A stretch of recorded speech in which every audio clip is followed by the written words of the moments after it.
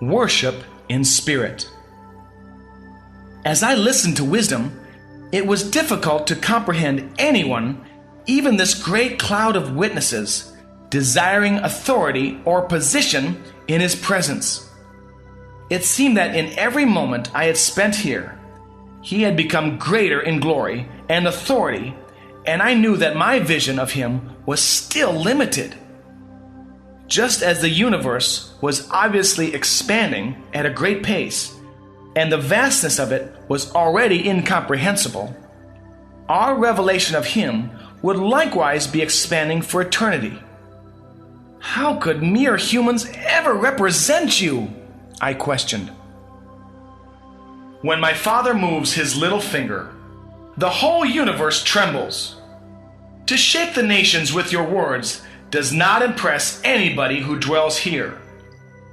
But when even the least of my brethren on earth shows love, it brings joy to my Father's heart. When even the most humble church sings to my Father with true love in their hearts, he silences all of heaven to listen to them. He knows that one cannot help but worship when they are beholding his glory here. But when those who are living in such darkness and difficulty sing with true hearts to him, it touches him more than all the myriads of heaven can. Many times the broken notes from earth caused all of heaven to weep with joy as they beheld my Father being touched. A few holy ones struggling to express their admiration for him has many times caused him to weep. Every time I see my brethren touch him with true worship, it makes the pain and grief I knew on the cross seem like a small price to pay. Nothing brings me more joy than when you worship my Father.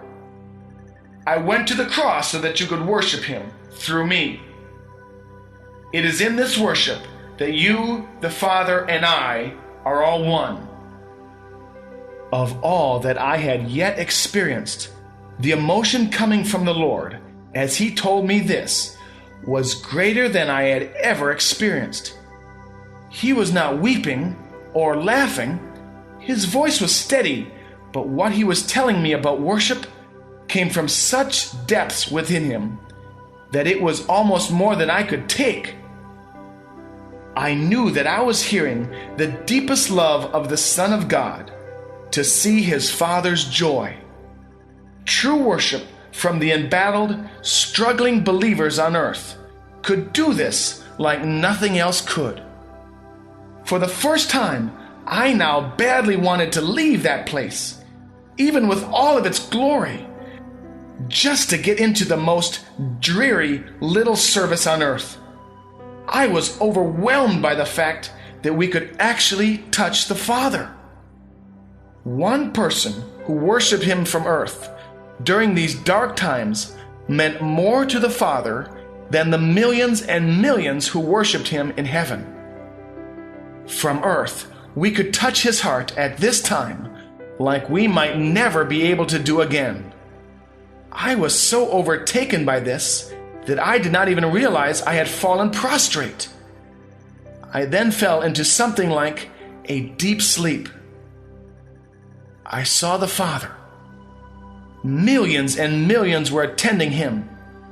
His glory was so great, and the power of his presence so awesome, that I felt that the whole earth could not even measure as a grain of sand before him.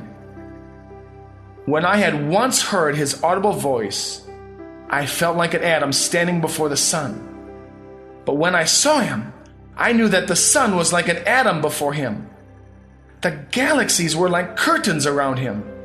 His robe, it was composed of millions and millions of living stars. Everything in his presence was living. His throne, his crown, his scepter.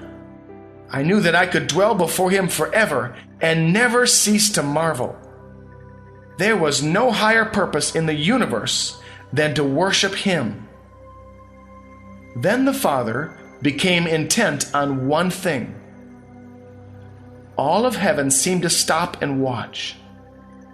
He was beholding the cross, the Son's love for his Father, which he continued to express through all the pain and darkness that was coming upon him, touched the Father so deeply that he began to quake. When he did, heaven and earth quaked. When the Father closed his eyes, heaven and earth grew dark. The emotion of the Father was so great that I did not think that I could have survived if I had beheld the scene for more than the brief moment that I did. Then I was in a different place, beholding a worship service in a little church building. As sometimes happens in prophetic experiences, I just seemed to know everything about everyone in the battered little room. All were experiencing severe trials in their lives. But they were not even thinking about them here. They were not praying about their needs. They were all trying to compose songs of thanksgiving to the Lord. They were happy, and their joy was sincere. I saw heaven, and all of heaven was weeping. I then saw the Father again, and knew why heaven was weeping. They were weeping because of the tears in the eyes of the Father. This little group of seemingly beaten down, struggling people had moved God so deeply that he wept. They were not tears of pain, but of joy. When I saw the love that he felt for those few worshipers, I could not contain my own tears. Nothing I had experienced gripped me more than this scene. Worshiping the Lord on earth was now more desirable to me than dwelling in all the glory of heaven. I knew that I had been given a message that could help prepare the saints for the battles that remained on the earth. But now, this did not mean nearly as much to me as trying to convey how we could touch the Father. Genuine adoration, expressed by even the most humble believer on earth, could cause all of heaven to rejoice. But even more than that, it touches the Father. This is why the angels would rather be given charge over a single believer on the earth than to be given authority over many galaxies of stars. I saw Jesus standing next to the Father, beholding the joy of the Father as he watched the little prayer meeting. He turned to me and said, "This is why I went to the cross. Giving my Father joy for just one moment would have been worth it all. Your worship can cause him joy every day. Your worship, when you are in the midst of difficulties, touches him even more than all the worship of heaven. Here, where his glory is seen, the angels cannot help but to worship him. When you worship him without seeing his glory in the midst of your trials, that is worship in spirit and in truth. The Father seeks such to be his worshipers. Do not waste your trials. Worship the Father, not for what you will receive, but to bring him joy. You will never be stronger than when you bring him joy, for the joy of the Lord is your strength." Then I was standing beside Wisdom again. He did not speak for a long time, but I did not need words. I needed to let what I had just seen saturate my soul. I tried to fathom the great business that we had been given, just to be the Father's worshipers. To him, the sun was like an atom, and the galaxies like grains of sand. Yet he listened to our prayers, enjoying us continually as he beheld us, and I was sure often grieving for us. He was much bigger than a human mind could ever conceive, but I knew that he was also the most emotional being in the universe. We could touch God. Every human being had the power to cause him joy or pain. I had known this theologically, but now I knew it in a way that shattered the seemingly importance of everything else. There was no way I would ever have words to convey this, but I knew that I had to spend what time I was given on earth worshiping Him. It was like a new revelation. I could actually bring God joy. I could bring Jesus joy. I understood what the Lord had meant when He said that this is why He went to the cross. Any sacrifice would be worth it to just touch His heart for the briefest of seconds. I did not want to waste another moment when I knew that it could be spent worshiping Him. It was also obvious that the greater the trials or darkness from which the worship came, the more it touched Him. It made me want to receive trials so that I could worship Him through them. At the same time, I felt like Job when he said that although he previously had known Him by the hearing of the ears, when he saw Him, he repented in dust and ashes. I was like Philip, who had been with Jesus for so long and did not know that he was seeing the Father through him. How astonishing our dullness must be to the angels. Then wisdom spoke again.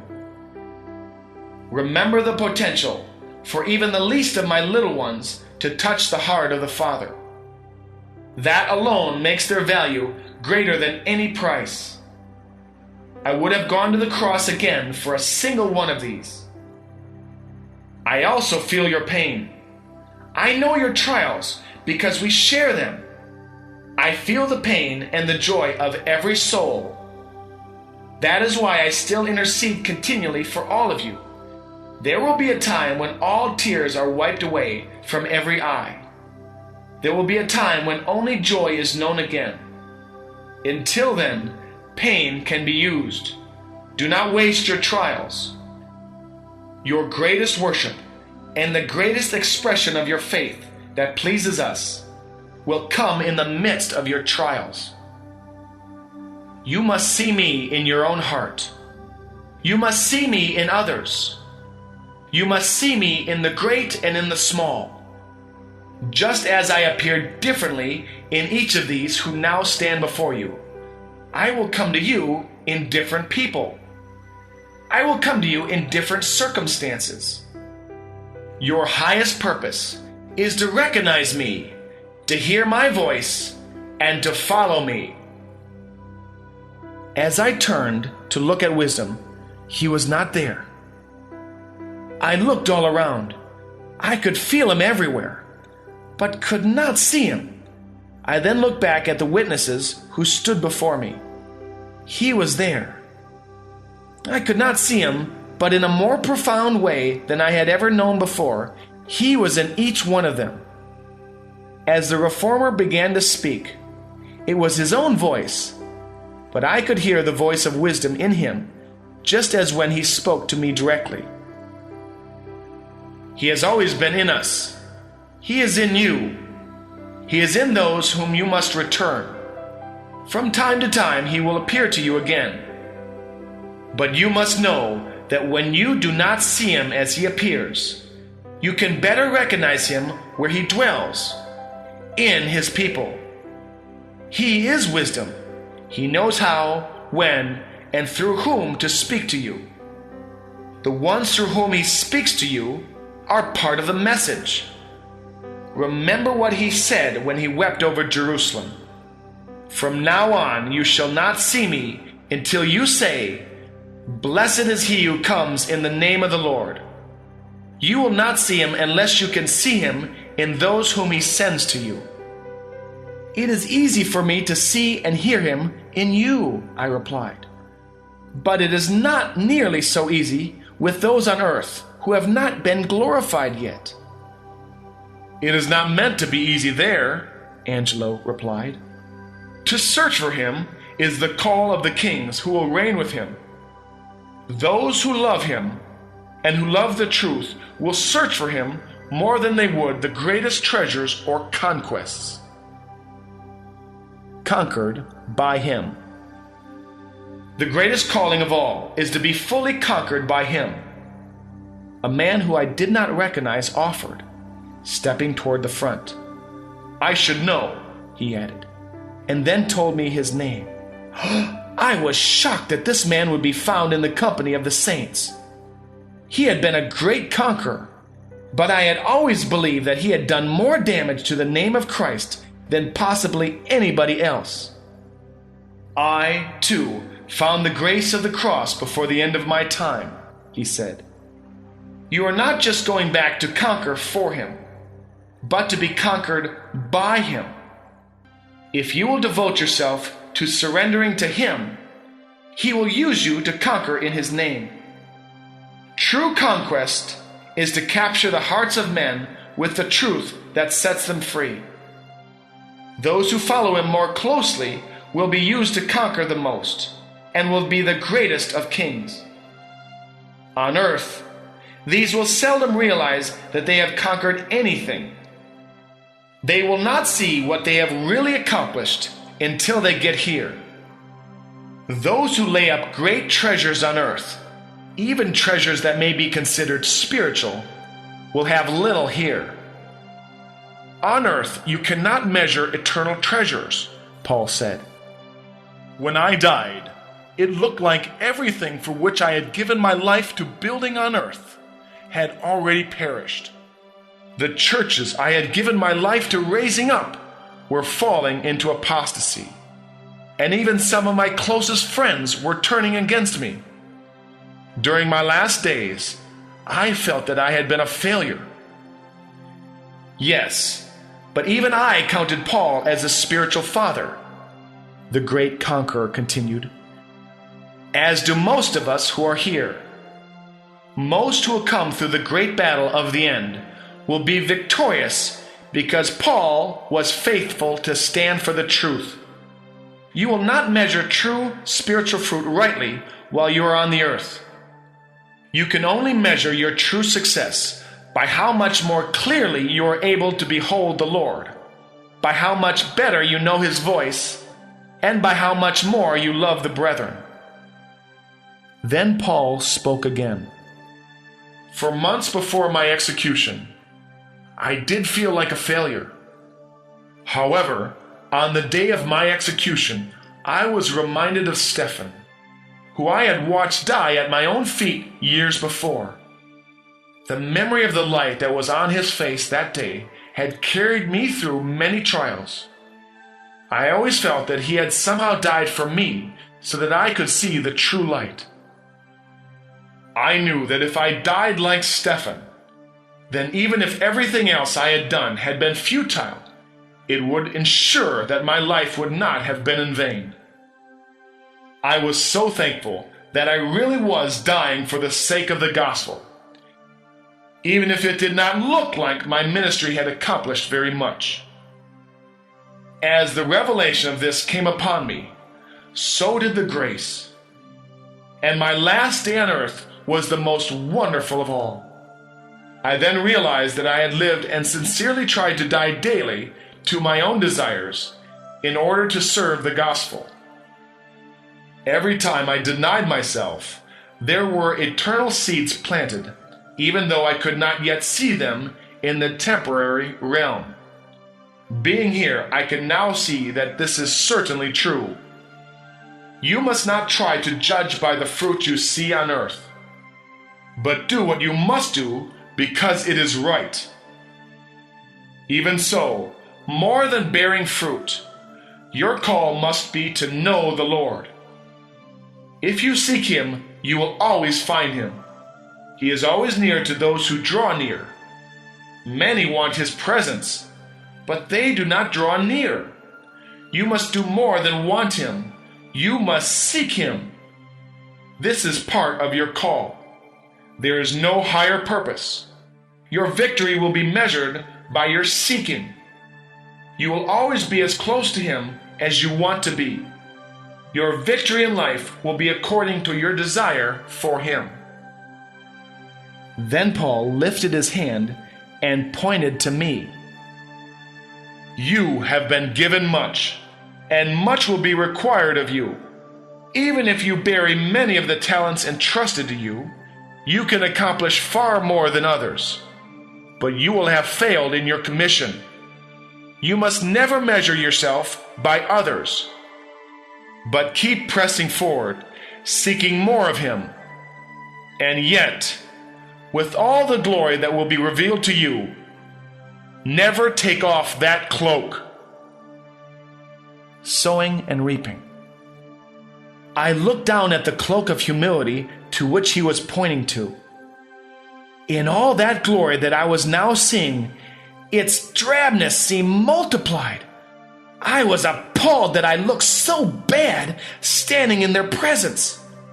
I drew it back to see the armor under it, which was now more brilliant than I had seen it before. It was so brilliant that the more I uncovered it, the more the group in front of me faded because of its brightness. However, I was feeling far less embarrassed with the brightness of my armor shining out. I then decided to take the cloak all the way off, so that I would at least not feel so repulsive in the presence of so much glory. There was a silence, and I stood quietly for a few moments. I was unable to see anything because of the brightness of my own armor. I did not understand why I could not hear anything either. I then called out for wisdom.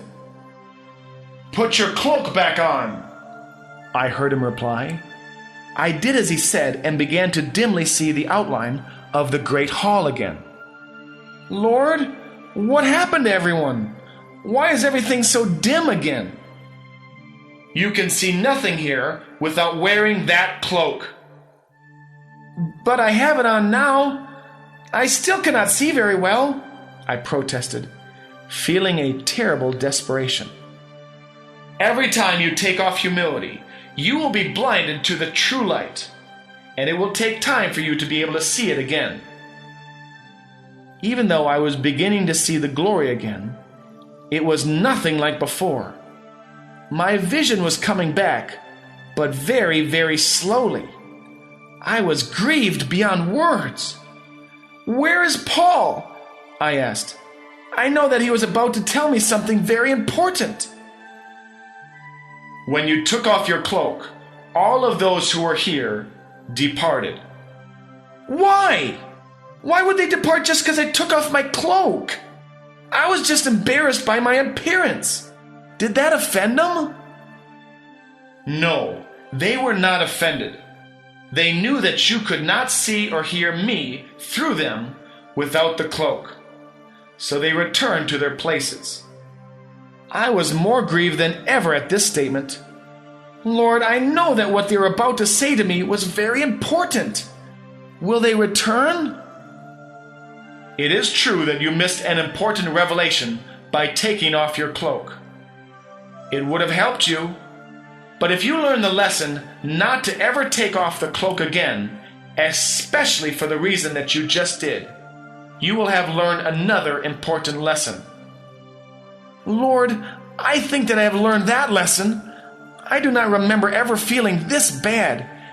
Can they not come back now and share what they had for me?" I begged. "All truth and all wisdom come from me. I speak through people because the people I speak through are part of the message. While you remained humble enough to keep your cloak on, I could speak to you in glory. Whenever you take off that cloak, you become spiritually blind and deaf. I will always speak to you if you call on me, but I must change the way I speak to you. I do not do this to punish you, but to help you receive your vision back more quickly. I will give you the message that I was going to give you through these witnesses, but it must now be given through your enemies. It will come with trials, and you will have to bow very low to receive it. This is the only way that you will get your vision back as quickly as you need it. For what is coming, you must be able to see." Brokenness. The grief I felt was almost unbearable. I knew that what I could have received in such a glorious way was now going to come through great trials. But even worse than that was the fact that the great glory which I had beheld just a few minutes before was now so dim. Lord, I'm so sorry for what I did. I now know how wrong it was.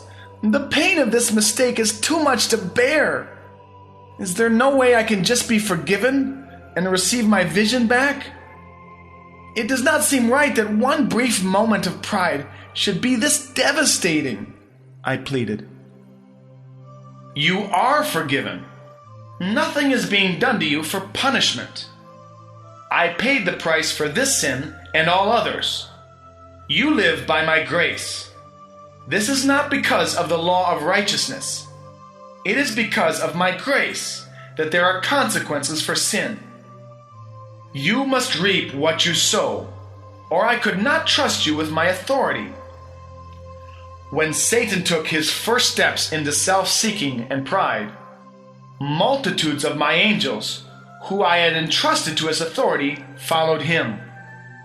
When Adam fell, multitudes would suffer. For those to whom I give such authority, there is a corresponding responsibility. There could be no true authority without responsibility. Responsibility does mean that others will suffer if you go astray. Mistakes have consequences.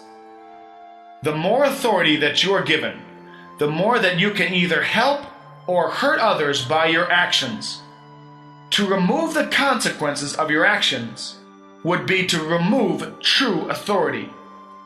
You are part of the new creation that is much higher than the first creation. Those who are called to rule with me are given the greatest responsibility of all. They are called to a position higher than Satan held. He was a great angel, but he was not a son. You are called to be joint heirs with me. Your whole life, both the trials and the revelations, are all for the purpose of teaching you the responsibility of authority. For every lesson that you must learn, there is an easy way or a more difficult way. You can humble yourself, fall on the rock and be broken, or the rock will fall on you and crush you into powder. Either way, the final result will be brokenness, which is humility. Pride caused the first fall from grace, and it has caused most of the falls since. Pride always results in tragedy, darkness, and suffering. It is for your sake and for those whom you are called to serve by having authority over that I will not compromise the discipline you must learn by reaping what you sow. Adonijah boasted that his father, King David, did not discipline him.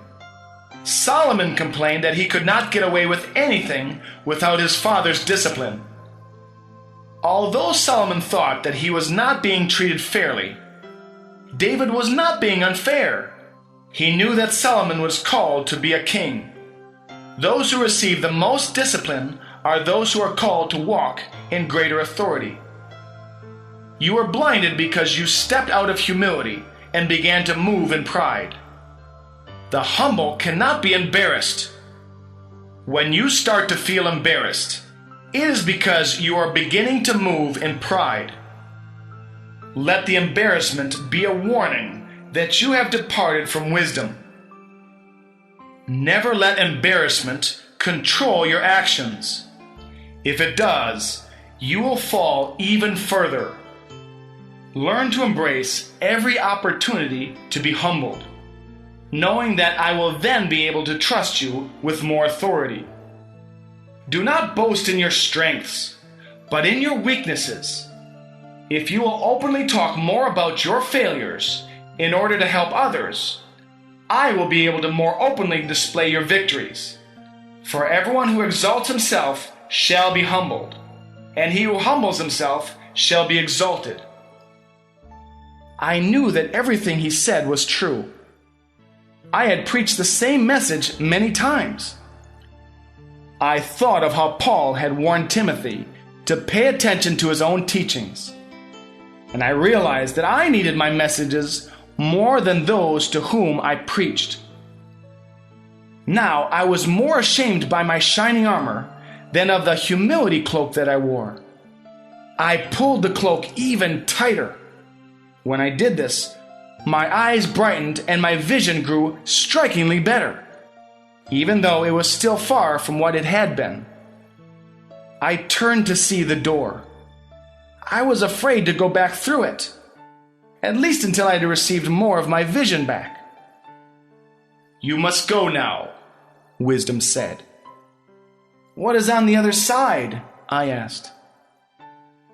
"Your destiny," he replied. I knew that I must go. I was still very sorry that I could not enter the door again with the vision that I had previously had, because I knew how dark it was on the other side. I will be even more dependent on others for a time. I thought I had to commit myself to trusting the Lord and not my own vision. Immediately, my eyes grew brighter again. I started to look once more back at the great hall to see if they were as bright as they had been, but decided not to. I just determined that it was better now not to look back. Then Wisdom appeared beside me, almost as brilliant as before. My eyes had adjusted to the light so quickly that I could now look at him. He said nothing, but just looking at him gave me great courage. Even so, I still felt remorse that I had not heard all of the message I had been about to receive from the great cloud of witnesses. If remorse is turned into resolve, the trial will be much easier. Then, when your enemies appear to exalt themselves over you, you will grow even more in authority to prevail over my enemies. When I looked at the door, I was amazed. I saw so much more on it now than I had seen before. I thought that it was a different door. It seemed to have grown still more beautiful and was unlike any door I had ever seen, even in this realm. There were exalted titles written in a most beautiful script, all in gold and silver. There were beautiful jewels I did not recognize, but that were so compelling it was difficult to turn my gaze from them. They were all alive. I then realized that the entire door was alive. As I gazed at the door, Wisdom laid his hand on my shoulder. "This is the door to my house." When he said this, I immediately understood that the attraction I now felt for this door was the same that I felt when I looked at him. It was him somehow. How could anything this beautiful have looked so plain and uninviting before? I pondered. The Lord answered my unspoken question. "You cannot see my house as it is until you see me in my people. As you began to really hear me through my people, just before you took off your cloak, your eyes were open to begin seeing my house as it is. There is much more glory to be seen in it than you can now behold. This is the door, but there is much more. When you return to the realm of your own time, this is what you must seek. This is what you must lead my people to. This is what you must fight for, and this is what you must help to build. My house." With Wisdom's hand upon me, I walked toward the door. It did not open, but I passed right through the midst of it. I did not believe that there is a human language that could describe what I felt as I passed through. I saw the glory of all the ages in a single moment. I saw the earth and the heavens as one. I saw myriads of angels, and I saw myriads of people who were more glorious than any angel I had yet seen. These were all serving in his house. Now I knew the call. even though I had already been through so much. I knew my quest was just beginning.